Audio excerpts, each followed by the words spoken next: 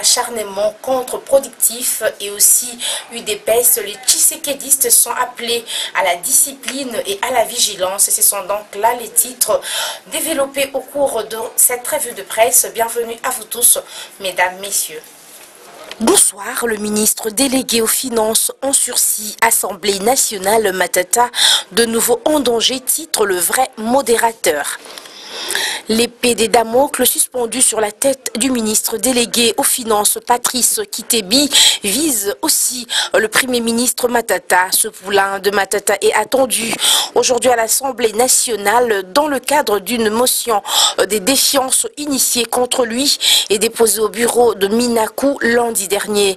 Le chef du groupe parlementaire UDPS et allié Sami Badibanga, qui a su réunir 58 signatures des députés de l'opposition en vue d'obtenir le départ du ministre délégué des Finances, et l'initiateur de cette motion déclarée recevable selon les prescrits de la loi. À l'hémicycle, renseigne le journal, Patrice Kitebi joue pour sa survie politique au sein du gouvernement. Il risque gros.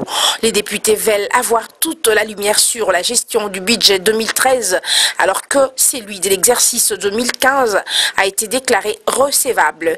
Il est essentiellement reproché aux 10 ministres d'avoir opéré des détournements en autorisant des décaissements au nom et en faveur de l'opposition sans que les concernés sachent exactement les donneurs d'ordre et la destination réelle prise par l'argent, notamment des 107 millions de francs congolais dans le cadre du budget 2013.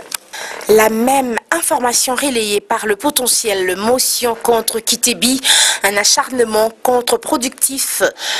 Au journal de renseigner à l'Assemblée nationale, l'opposition a décidé d'en découdre avec le ministre délégué aux Finances, Patrice Kitebi.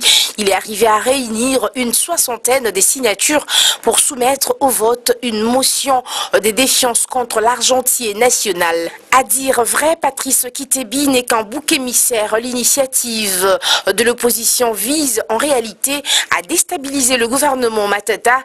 Sans doute, la majorité ne se laissera pas entraîner dans ce jeu perdu d'avance. La fatwa lancée contre Kitebi paraît dès lors contre-productive. Dans une autre colonne, le journal remonte. Le bureau de l'Assemblée nationale a été saisi d'une motion de défiance contre le ministre délégué aux Finances, Patrice Kitebi. Il est reproché à l'argentier national une mauvaise utilisation des fonds prévus dans la loi des finances 2013 sur la ligne budgétaire. Porte-parole de l'opposition sur une enveloppe initiale de 500 millions de francs congolais. Près de 207 millions de francs congolais ont dû être décaissés en 2013 sur cette rubrique. C'est lors de l'examen du projet de reddition des comptes que l'opposition a eu écho de cette information, chute le journal. Et enfin, l'objectif boucle cette revue de presse avec cette note UDPS, les Tshisekedistes appelés à la discipline et à la vigilance. Le journal écrit à l'approche des échéances électorales, le secrétaire général de l'Union pour la démocratie et les progrès social UDPS, Bruno Mavungu-Poiti, est resté formel. Il a appelé la semaine dernière ses partisans à la discipline et à la vigilance. Ne nous trompons pas de cible. Durant la lutte, les actes stratégiques posés ne doivent pas être pris pour des délits. Lorsqu'il s'agit de sujets sensibles, les cadres devraient s'exprimer avec retenue sur la place publique, a-t-il indiqué au cours d'une matinée politique au siège de l'UDPS à la 10e rue Limété. Au cours de cette même matinée politique, le secrétaire général de l'UDPS a également lancé une mise en garde contre tous ceux qui sèment des troubles et des divisions au sein du parti.